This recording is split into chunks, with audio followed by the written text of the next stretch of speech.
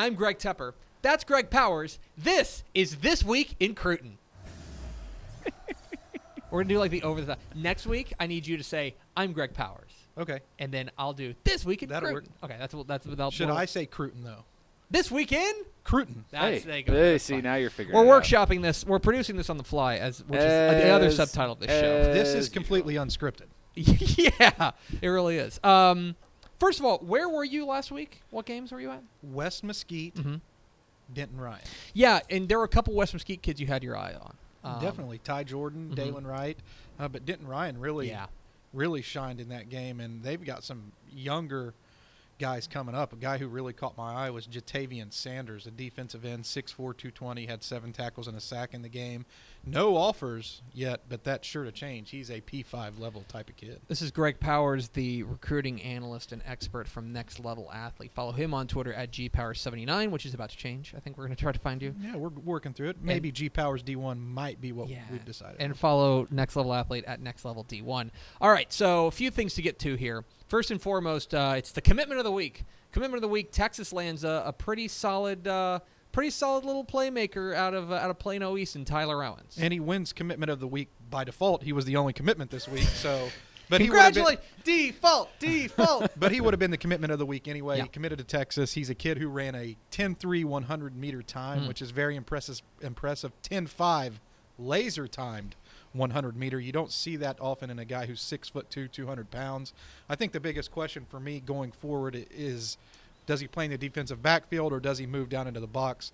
I'm a guy who thinks he moves down in the box and is the type of guy who Big 12 defenses are really going to love because of his speed, his ability to cover, and he can tackle. Yeah, he's a hard hitter watching this video. Yeah, Good he's definitely Lord. a hard hitter, but does need to clean up his tackling technique.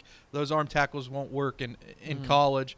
But he does deliver a boom when he arrives at the ball carrier, and I really like that. Plano East kids are typically pretty tough when they arrive on the next level. Yeah, they have a pretty good reputation of putting those guys out, and it seems like Tom Herman has the type defensively because this guy kind of falls into I don't think he's at the same level of like B.J. Foster, but like it sure seems like there's a lot of like similarities in body type, a lot of similarities in style in the way that they play. It seems like he's got a type defensively. Well, they're really building something special, I think, in the defensive backfield and with linebackers who can run. I'm a guy who constantly says that a real problem that schools like Texas, Oklahoma, Texas A&M have had in being able to upset the Alabamas of this world right now is that the best defensive backs have been leaving the state. The best players who can run have been leaving the state, and Texas has changed that over the last couple of cycles. So our commit of the week is Tyler Owens from Plano East. Let's now bounce down to the Houston area for our underclassman of the week, and a guy who's been in the news a little bit lately. Quarterback Malik Hornsby, now officially a Fort Bend Marshal. He was cleared by he transferred from Houston Austin, now got cleared by the state executive committee this week. But first and foremost, tell me what this kid brings to the table. Oh, he's a dual threat guy. I mean, he was player of the year, I think, in their district, or offensive player of the year in their district last year, which really as a sophomore, which really says a lot about his ability. And colleges are already starting to come after him. Arkansas, Auburn, Baylor, Florida State, or just some of the offers. Texas and Texas A&M in-state for him already. But I mean, I'm going to throw this one back to you. What's this actually mean for the Buffaloes now that he's eligible? They've got a pretty good team. Yeah, absolutely. This has been a great week for Fort Bend Marshall. They beat Manville, kind of their nemesis for a long time in overtime, and then they do that without Malik Hornsby. They're undefeated. They're already past the toughest part of their regular season schedule. Now you add in a quarterback, and I think this is actually the perfect time for him to come in the sense that they are now going to Marshall's going to be favored in the rest of their regular season games, and so if there are hiccups in working him in and kind of getting him into an offense that was already really humming with Devin Chains and company, if there are some hiccups, he can, they've got some time to build that up to peak at the right time. I think this was a fantastic week for Fort Bend Marshall, not just obviously the win and pretty much clinching, in my opinion, their district championship, but also adding in a quarterback the caliber of Malik Hornsby. This is the kid that Houston area coaches, when he transferred to Fort Bend Marshall, they were texting me saying, dude, Marshall's crazy good now. This kid kind of puts them over the top. Marshall always has talent, but adding a guy like Malik Hornsby. Contender now? Absolutely, 100%. I think they are on the short list of 5A Division II state champions contender, and it would not be a surprise to see them. Now they have to run through a gauntlet in Region 3, but if they get through that, They will be very battle-tested, probably take on Alito in a title game. So Malik Hornsby, a name to know, a 2020 kid, now a Fort Bend Marshall. He probably will be the starting quarterback next week.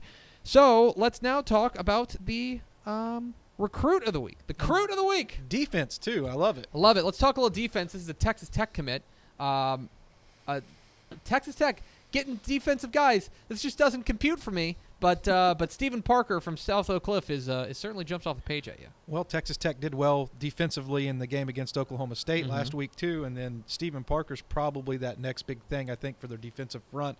Has been putting up numbers the last couple of years that's probably likened to Myles Garrett. Myles Garrett had that 8-sack game, I think, his senior season. So this week, Stephen Parker is up for Mr. Texas Football Player of the Week after a 10 tackles, 6 sacks, 7 tackles for a loss, and 2 forced fumble performance against Red Oak, that's pretty impressive. It's not a bad Red Oak team either. Like that's really impressive. And South Oak Cliff, this is just another in a long line of the Golden Bears putting out big time prospects. Yeah, definitely. They're always loaded with talent. It's definitely a top stop for college coaches when they come into the Dallas area. But I really think Parker can get after the quarterbacks, and that's what Texas Tech needs. They need a guy who can constantly put pressure, and really that's a game changer, I think, for them if he can come in and be an impact player. It's Greg Powers of Next Level Athlete joining us on Texas Football Today. Get involved in the conversation, #TF Today. So let's now move on to your, we're calling it Prospect on the Rise. This is a kid that I saw in person in week 1, and I think now, I mean, he was pretty good as a junior, or a sophomore rather, pretty good as a sophomore, having a really solid junior year. Quarterback Haynes King out of Longview, coach's kid. But he's starting to get noticed. And definitely think he should be. Our crudism of the week is gunslinger. And I think Haynes King is a gunslinger. Can we get like a bell that whenever we use a crudism, we just go like, ding, ding. Yeah. Crudism of the week, gunslinger. And I kind of, by definition, it's a guy who will stay in the face of pressure, deliver a ball, and also can get it out quick. Haynes can do all that. He's also had to stand up to the pressure of being John King's son. John King's son at Longview. I know that is an added thing that he has to overcome every time that he steps on the field. It's hard to be a coach's son, but it's also good as colleges evaluate him that they know he understands the X's and O's of the game. He understands what pressure is. And he's going to be a big-time guy. He's still under the radar a little bit frame-wise. But, man, he can get it out. He gets it out quick. He has a big arm. And he's putting up big numbers this year. The thing that jumps out to me, 0 interceptions, 11 touchdowns. I mean, I think that's huge that he's responsible with the football. He does. He takes care of the football as his dad, John King, the head coach at Longview, would demand from him. But this kid is certainly shooting up the rankings, and this guy is something special. So I want to ask you now about where you're heading this weekend. Plano Prestonwood Christian Academy takes on St. Pius, and that's a game, I believe, between number 1 and number 2 in the private school ranks. I think it's state championship possible determiner and maybe a preview of the state championship game this year. And they're both loaded with prospects. Austin Stogner for Plano Prestonwood, committed to Oklahoma, one of the top tight ends that I've probably ever covered. Him and Caden Smith right there, 1 and 2 probably for me in the high school ranks. He's very athletic, and he's a guy who can do a little bit of everything. H-back, split out wide as a wide receiver, can be a true inline guy, and I really like that about his game. And then on the flip side, you have quarterback Grant Gunnell, who's committed to Arizona, was originally committed to that Kevin Sumlin staff before they moved on, and he's put up some of the most, well, maybe by the time he leaves, might be the most prolific passer in the history. He's put up silly numbers. Yeah, it's ridiculous what he's done, and he could be an NFL type of guy. I mean, he's got that frame, he's got an arm, and he can lead an offense. So I'm very interested to see what those two guys can do and really who wins this game. I mean, I picked this game because I think it's going to come down to the wire, and it's going to be a great game to attend. Yeah, 2 private schools that are no stranger to putting out big-time prospects, and it looks like they're at it again. He is Greg Powers of Next Level Athlete. Follow him on Twitter at GPowers79, and follow Next Level Athlete at NextLevelD1 on Twitter as well. Greg, I appreciate your time. Why don't we do this again next week? Let's do it every week. Okay. Well, I was going to just commit to next week, but that's fine. Let's do it every week. Okay, well, I'm not. It's fine with me. Why isn't it fine with you, Greg? I just, you know how I feel about commitment. I'm always excited about the next level athlete prospect on the rise. Who's it going to be next week? You got to tune in to find out. You've got to tune in. You do. To this week in Cruton. You took my.